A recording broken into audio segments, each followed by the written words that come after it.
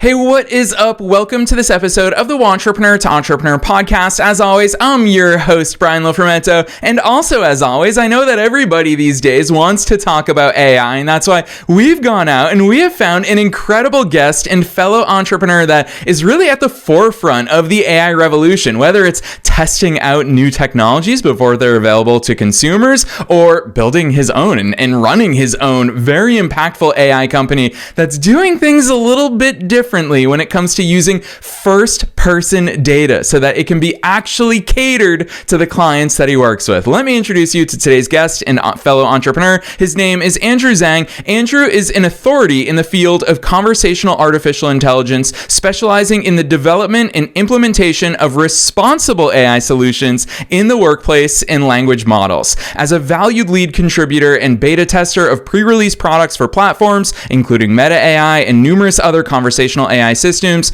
Andrew is a sought-after expert in the areas of user experience, user interface, and responsible AI deployment. If you're thinking to yourself, why responsible? Why is that such a key word? He's got a really interesting background. He's also got his JD. This is someone who is law trained by nature. He's got a Master of Laws in Real Estate from New York Law School with a focus on the integration of AI in sectors such as real estate, hospitality, and government agencies. Andrew has demonstrated his expertise hosting numerous webinars and research projects discussing the responsible deployment of language models and conversational AI in the workplace. His company, Bespoke AIR, is really cool because just like their company name suggests, Bespoke, it is utilizing proprietary data and specialized curated data to be deployed to employees. Their systems are tailor-made to the needs and challenges of the companies that they design them for, and that's why their differentiation, it's that first-party data, accuracy, secured software, unbiased, and fine-tuned by the subject matter experts. There's going to be a lot of different perspectives we hear about AI in this,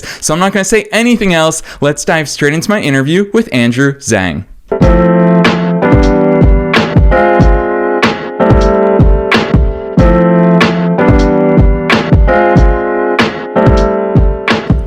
All right, Andrew, I am so very excited that you're here with us today. First things first, welcome to the show. Thank you. That was an amazing introduction. Amazing. Got my name right. Got the company right. I mean, that was. You started making me think to myself, why am I in responsible AI? But you made it sound so cool. So let's do it. Let's go, Andrew. Well, honestly, I actually feel a little bit bad. I'm always so hyped up about our guests because we obviously proactively find amazing guests doing impactful things. But for you, I only touched the tip of the iceberg. I snuck in your JD in there just casually, but you've got to take us beyond the bio. Who's Andrew? How did you start doing all these cool things? So who is Andrew? Andrew is a dad. That's number one. That definitely changed my life. But we are in New York City, and I was in New York City real estate for the past 13 years. And right out of law school, decided to dive into a competitive field where I realized there was a lack of utilized tools to make our job a little bit easier in such a fast-paced competitive field. So artificial intelligence started to pop onto our scene slowly. There's been a lot of different areas and resources for artificial intelligence to be used in real estate and other fields for quite some time. But it started to be introduced about 2-3 years ago from the language model perspective. People using chat systems to be able to assist their daily work life in terms of helping them write emails. And then it started to also assist in being able to understand reasoning and help make decisions. And then I said to myself, who is actually helping, come up with this information on the back end for this real estate decisions? And I realized that it was mostly, very, very strategic computer scientists and not real estate experts. So, beyond artificial intelligence, beyond what I've, been working on the last 2.5 years, I'm a real estate expert. That's where my passion has always been. That's where, my family even has always been involved and ingrained in New York City real estate. So, beyond artificial intelligence, the passion really came from being real estate, a salesman, family, understanding that I do have these two daughters and they're going to be working within and using artificial intelligence in their daily lives. So it really became a passion to me to understand how to utilize it, how to make it better, and that's where I'm at. Yeah, I love the fact that that's where you started this conversation, Andrew, because when you talk about AI, it's made by computer engineers and it's just regurgitating information that it's been trained on. I always think back to my niece and nephew when ChatGPT first had the voice commands. They were like, Uncle Brian, let us talk to AI. And they would ask the AI, who is Brian Lofermento? And it would say some random things because it's not fully trained on our data. It doesn't actually know what I personally do. And I think that it's a really natural segue for us to jump straight into the fact that what it's trained on is not necessarily the case for our industries, and it's certainly not the case for our specific businesses. Andrew, with that in mind, talk to us about that first-party data, because there's some beautiful sides of it, but also some people might be like, Andrew, how much data am I giving to AI? You hit on some really important points where, and I get asked a lot, am I using AI? Am I using it right? And I said, everybody's using AI in some way every day. And when you think about it, when you have kids, your nieces and nephew, when they're asking Alexa or Siri, play a song, you're utilizing artificial intelligence right then and there. So at any point in time, whether you're using the GPS in the car, it's always being used. So where is this first-party data coming from? Where is artificial intelligence data coming from? So, you see my hat, and we were joking about, I didn't even realize that. Wait, I'm putting in some branding here. But what AIR is, it stands for Artificial Intelligence Review. So that's the key in making these systems better, is the review of the model, review of the brilliant work of the computer scientists and engineers. And that's where the bespoke part comes, right? Because the reviewing and the fine-tuning and the enhancement of the product is what makes it ending up being bespoke. So first-party data. First-party data is the data from a company that they own, that they created. So for instance, a real estate, or they prepared.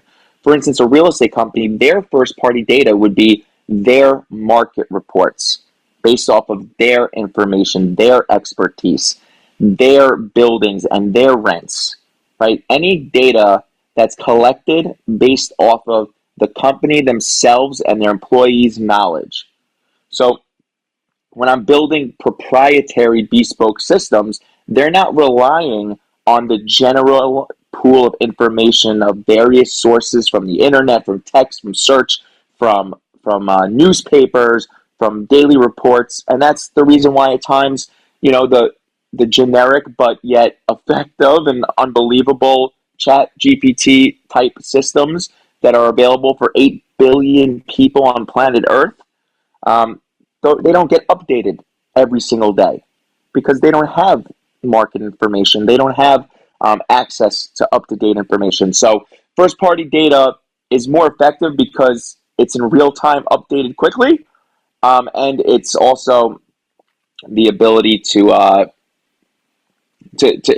ability to be your own and not be shared to the general public. So that's where first-party and bespoke comes into mind. Yeah, it's really interesting. I obviously for a living, I talk to entrepreneurs and business owners. So I hear all these different industries that are being disrupted and enhanced because of AI. I haven't thought about kind of the tried and tested industries like real estate. That's been one that's been around for hundreds of years, and it's going to continue being around for hundreds of years. Of course, it's being affected by this. And Andrew, where I want to go with this question is, I hear too many people in too many industries almost using it as a badge of honor when they brag and they say, oh, we don't use AI. And me as someone who purchases services, I think to myself, why? Like, please use AI. AI is only going to enhance your job. What's that climate like right now in the real estate world? So this is beyond real estate. Those who use AI will replace those who don't use AI. But, I think there's a barrier of entry to utilize these services. And the barrier of entry at times is becoming age, experience, and it's kind of the reverse of if you're too experienced and you're, you know, too of a certain age, you're being stubborn to the fact of using it. But that is also where, the custom, the bespoke, and the first party data comes into mind to be able to fill that gap of utilization of the products is because a lot of professionals want to know who is actually putting this data together. They want to know who the experts are. So in a field like real estate, where it's heavy based on the market data and information that you receive, if the professionals in the industry do not have a confident feel that the artificial intelligence is being developed and built by an expert, by someone that they can see has experience in it, they do not want to utilize the products. And that's what's really being taken place. At my old company, we had 40,000 employees, 40,000 real estate employees, and we considered ourselves boutique. And we were looking at certain products to build, and nobody wanted to really utilize them because of where are the expertise behind it, and the data at times wasn't right either. So that's kind of where I picked up on the concept of, wait, I have to go build these myself. I have to go develop these myself, and that's kind of where this all started. Yeah, when you use those verbs, those are some of my favorite words to use as entrepreneurs, as founders, as innovators. Build. I'm going to have to go create it. I'm going to have to go do these things. I would imagine, Andrew, this is fun because I'm not asking you this question as someone in your industry, but really as a fellow entrepreneur. I would imagine the way that you think, because of your law background, because of the experience that you have in the industry, I would imagine that that is part of your superpower in building these bespoke AIs for the clients that you work with, because you think that way. Talk to us about how those backgrounds and that experience has impacted the way that you think versus the traditional just computer engineer who's saying, no, I'm going to program it and build it this way. Well, it enables me to enjoy doing quote unquote boring work, right? It showcases the ability that I'm used to learning. I'm used to reading. I'm used to writing, right? So basically that was like, 3 years, 6 years, and then in the seventh year, because I have another master's, right, of training on reading and writing. That was like Navy SEAL training to be able to go and say, yeah, I certainly enjoy, reading leases all day and reading agreements and auditing them and reviewing them and perfecting them. So it definitely gave me muscle memory and the ability to do this. And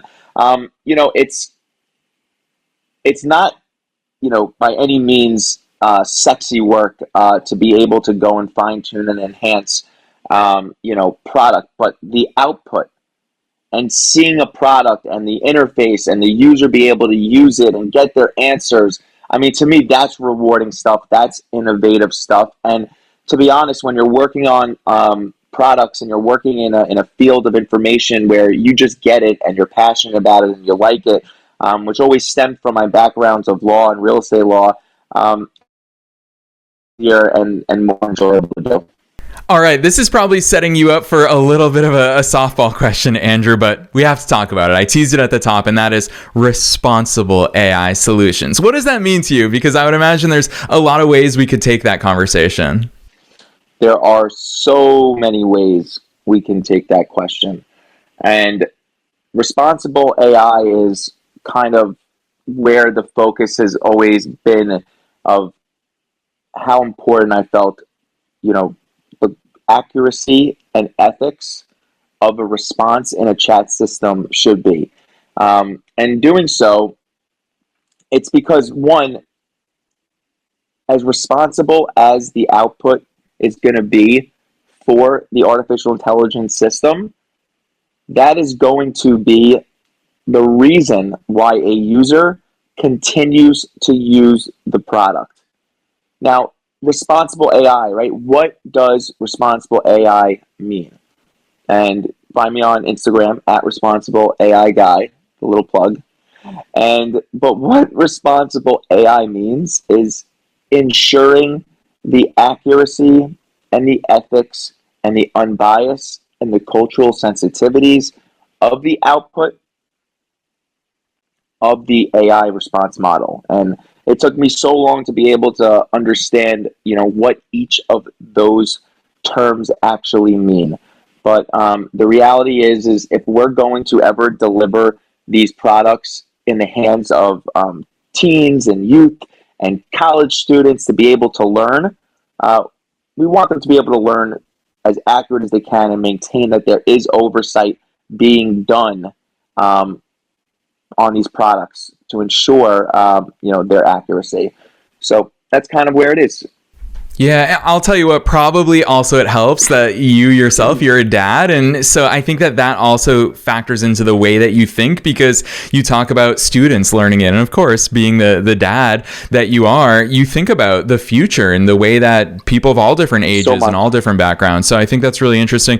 One other thing I think is interesting, Andrew, I'm excited for you to have this be part of our conversation today, is where does AI happen? Obviously, we're all familiar with ChatGPT and Gemini and Claude and all these big LLMs that are cloud-based. We're all using them from our computers on their servers. But I love the fact that with Bespoke, part of what you're doing is on-premise solutions, on-device solutions. Talk to us about that, because I don't think that's a consideration that a lot of AI consumers and users think about. Perfect. So for us, when we're looking to solve a challenge of, secure communication, because a lot of companies, they want to understand where their data goes, whether it be all of their employees and their login information, and whether it be any data that they're going to contribute to building the AI system themselves, right? It's very, very important that the privacy and the secureness of the data of these companies, that it remains on their infrastructure. It remains on their servers. It remains on their ability to take access away from certain employees if they end up leaving the company, as well as ensuring that the developers of the software, they don't have control and use over their infrastructure and their systems. So why a bespoke system is so important and why it's a little bit of a differentiator is because the companies are building the software for their own use on their own systems, on their own servers. So we build it for them, but we're doing it in a way where we don't own it at the end of the day. We're helping you build it. I'm helping you fine tune it. I'm helping you make sure that the data is accurate, that the reasoning is right. We prompt and curate specific questions that are target questions on a daily basis or a weekly basis for your companies. And in doing so, the aspect of it that the company themselves own it, curate it, is very important, on top of the fact that they're delivering us their proprietary data meaning, and first-party data, meaning their lease information or their government information. If I'm working with a government entity, or their employee handbooks internal that they don't want to be distributed, right? Anything that's not public information. So it's very important that they're able to develop a system where they regain control, and that's kind of what the on-premise means. Yeah, important considerations. Now you got me thinking about, well, even anytime I've signed a lease in my life, how much of my personal information they have regarding employment, income. Yeah, it's interesting. And so these are all things we have to think about. And I love the fact that we're starting to talk about it more in society on podcasts like this from amazing entrepreneurs and speakers like yourself. And that's why I want to switch gears a little bit, Andrew, with you, because part of what I love about your business is it's not just the building, it's not just the development. You guys also do training and coaching. And on your website, I saw a term that I'm falling in love with because I hope it gets mass adoption, and that is AI literacy. It really is about understanding how we're actually going to use it. And not everybody's using AI in the same way. We're all pretty much figuring it out at this point. Talk to us about the training and the coaching and how you can bring that AI literacy to professionals in your industry. Amazing. So, I forgot how you said it previously, but who's deciding to use it and who's deciding not to use it? Well, a lot of it's because some people don't know how.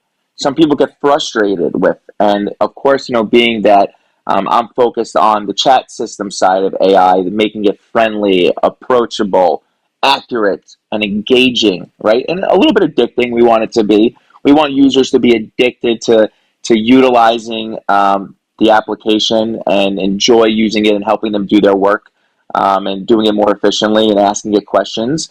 But I need to also train. I need to also assist the companies in getting their employees, especially those employees that might not be as technically sound. And I am not technically sound at all. I'm a pure social scientist and real estate scientist, bringing this into the technical expertise, right, as well as all aspects that go into real estate and youth specific development applications. But I will then go and actually help you train and learn AI literacy, right? It's called prompting, right? How to talk to it. So, at times I've been told the best in the world are talking to a wall. Well, we need to make sure everyone's able to talk to the chat system and make it have the right output, because there are ways where if you ask a question to the chat system, you'll get a different answer depending on how you ask it. And when we're inputting a whole lot of data, we want to make sure that the question is asked the right way so that you get that you get the right answer and don't get the wrong answer.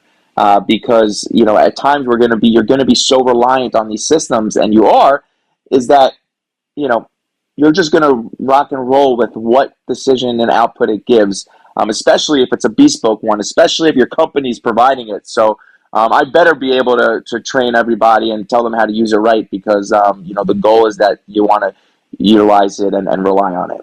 Yeah, I'm going to keep following down that path then, Andrew, because I'm sure that you have seen some terrible prompts in the work that you've done with professionals. Use that contrast for us. What's a bad way of prompting? And then paint that picture of the better way of prompting. Sometimes less is better, right? You see a lot of times that you have to be so specific on how you prompt and offer it the reasoning behind it, and people write prompts that are 3-4 sentences long. You really want to just label what you need from the output. Be specific in terms of what area of data you're looking for them to deliver, instead of, once you start saying, well, take this perspective and use this tone of voice, and that's when it can be able to hallucinate a little bit. And, at times, of course, 90% it could be right, but the hallucinations will come if you're going to go and give it too much to do. Yeah, I love that perspective. Hallucinations, it's something that happens in literally every single AI thing, which is why I actually do want to talk about more. You already introduced us to the fact that your company name, Bespoke AIR AI, the AIR, AIR, is an acronym for Artificial Intelligence Review, which I'm going to use that R part, review. Andrew, how do we have that trust, that faith, that what we're getting out is accurate, is something that we can take action on? Right now you don't. You don't in the systems. Now, of course, when I'm saying review and accuracy, I'm saying 100%. You don't have the you don't have the ability to say this is 100% right. You don't. Now, if I'm building a system or someone's building a system for a publicly traded company or a privately held company with billions of dollars of assets, it's got to be as close to 100% as it can, just like you're driving a car, right? The car has to work all the time. And if you're using it, or you're not going to get in it, right? And so does the artificial intelligence product. If a company is going to suggest that their employees should use it, especially to help them, assist in one of their clients that are paying them to do work for them, right? So the review is important. And, I can tell you now that the large tech companies, they don't have, lawyers and doctors and 15 and 20-year experienced, expert professionals reviewing the output right now. Why? That because a lot of they're not real estate or healthcare or business companies. They're tech companies, right? They're not going in and offering millions of dollars in employment contracts, to these expert professionals, but they're not claiming to be, and that's why they make a very clear disclaimer: please talk to a professional, or they do their best to do that. Kindly, this may not be accurate. We're still testing in beta, or we're developing these technologies every day. So the R part of artificial intelligence review, you have to look out for it in the generic systems. Now, again, they are unbelievable systems. I don't ever want to get in a fight with the big tech companies saying that they're not. They are unbelievable systems, but the R is for 100% review and accuracy. And right now, of course, it's going to be difficult to be done, but it needs to be a multi-layered system where you have subject matter experts included in the process, and that's what Bespoke AIR does. Yeah, I love that. Andrew, I want to switch gears a little bit because I knew that time would be flying by with you today, and I do want to squeeze a few more things in because I also know that as a fellow entrepreneur, you also love business and you love entrepreneurship and you love thinking about all of those things and moving strategically as well as tactically. And with that in mind, in business terms, we always hear people talk about red oceans and blue oceans, and obviously AI is a very hot topic right now and everybody's jumping into that marketplace. I would imagine that with your personality and your emotional intelligence, that you're a different voice in that sphere. And when you're talking to clients, and obviously your professional background, you've got the credentials to back it up as well. What's it like out there working in the AI world and bringing clients on board, encouraging the world of AI? And they're probably getting pitches from everybody. What's it like from inside the industry at the moment? I'm a little bit different. I'm a little bit different of a tech breed. I'm definitely a little bit different, and it's funny. I'm doing everything I can to kind of learn how the tech world works, and it's funny. Take me back 2 years ago. Over the last 10, 15 years, I would have been on this podcast in a suit and tie. Right? I would have been wearing a blazer, a jacket, right? It took everything out of me to understand it's okay, to wear a hat when you're doing or talking business, right? I come from such a formal law and real estate background where it's different, but I'm also learning how to network differently, because it's a unique business being in the tech side of the world. But I'm doing everything I can to ensure that I'm still bringing that social science, that human side of AI, and the subject matter expertise within it. And that's kind of where I really try and have tunnel vision with it, and never trying to act as if I'm some knowledgeable technical engineer. Now I work with several companies that assist me in the technical side of it, and I'm getting to even work with some people who are really really trained professionals on the engineering side. But that's not who I am, and that's I'm never going to be able to gain 20 years of experience overnight in what these incredible professionals do. So I'm making sure that I stay in my lane and curving out my own little way about joining into this tech world, and and bringing over a little bit of the real estate networking, law networking side, where we like to get rowdy too. I love that, Andrew. You and I both, man. We got an email from someone within the past few weeks that said, hey, your podcast is very unprofessional because your host starts the episodes with, hey, what is up? And I'm just like, look, loosen up a little bit. It is what it is. We don't all have to show up perfectly and in suits like we're used to, Andrew. So I love the fact that you bring you into what you do. And that's really what I see in the work that you do. And I think it's so important. And that's why I'm excited for this last question, because I ask it at the end of every episode and I never know which direction guests will take it in, and that is, what's your one best piece of advice for listeners? Knowing that we're being listened to by both wantrepreneurs and entrepreneurs at all different stages of their own growth and business journeys, as a fellow entrepreneur, what's that one thing that you want to leave them with today? Well, I want your feedback on my response after I give it. And, I've been thinking about, not this question, but thinking about, what and how it relates into this question. What is the difference in people going to be in 5 or 10 years from now, once we're really all embedded in artificial intelligence use and editing and filtering and fact checking? I think we're going to all go back to a place where we're going to be more confident in being ourselves, being raw, being true to who you are, making mistakes, being a little unfiltered, being a little, oh wow, they're not using AI because there was a glitch, in the screen. So I think a little bit is going to change, where we're all going to really appreciate, the intricacies of messing up a little bit, of learning, and so I say, be yourself. Make everyone have to come to you around to how you think. Be responsible, be ethical, but always just be yourself. Boom. I love that advice, Andrew. I think it's the most important advice of all, because honestly, the direction that I see us moving in is that everybody's going to be competent at all of the things very soon. I'm not a lawyer. I have zero real estate background.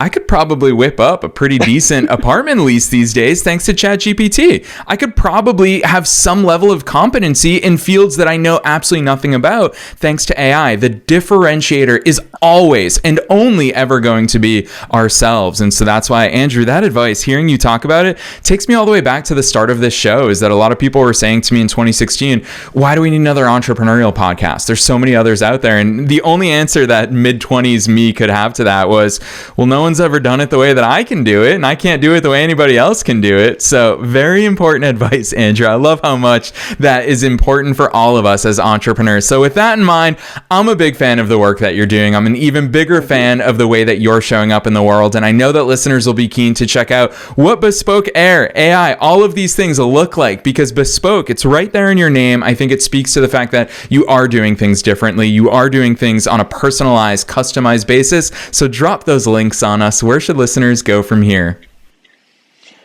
Please come and reach out to me on LinkedIn, Andrew Zang, on LinkedIn, Zang. I love interacting there. I love speaking, to clients and colleagues and people that I'm going to work with in the future there. And then you can check out my website at www.bespokeair.com, and Instagram. Come check me out on responsible_AI_guy. Yes, Andrew, I love the fact that you scooped up that Instagram username. I will be following you right away. And listeners, you can as well, because you already know that we're dropping all of those links down below in the show notes, no matter where it is that you're tuning into today's episode. So you don't have to remember any of those URLs. You don't have to even remember how to spell Andrew's name. As easy as it is, you can click right on through from the show notes. You'll find him on LinkedIn. You'll find his website. You'll find his Instagram, which is such a cool user handle that you scooped up there. But otherwise, Andrew, on behalf of myself and all the listeners worldwide, thanks so much for coming on the show today. You were unbelievable and awesome. Thank you so much.